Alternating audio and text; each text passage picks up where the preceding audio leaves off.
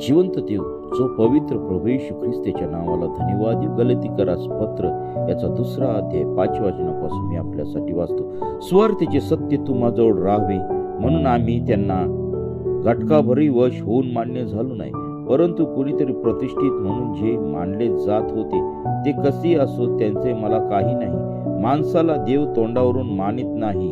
त्या प्रतिष्ठितांनी माझ्या स्वार्थेत काही भर घातली नाही, तर उलट जसे सुनता झालेल्या लोकांना स्वार्थ सांगण्याचे काय पेत्राकडे सोपविले आहे, तसे सुनता न झालेल्या लोकांना सांगण्याचे काम माझ्याकडे सोपवले आहे असे त्यांनी पाहिले.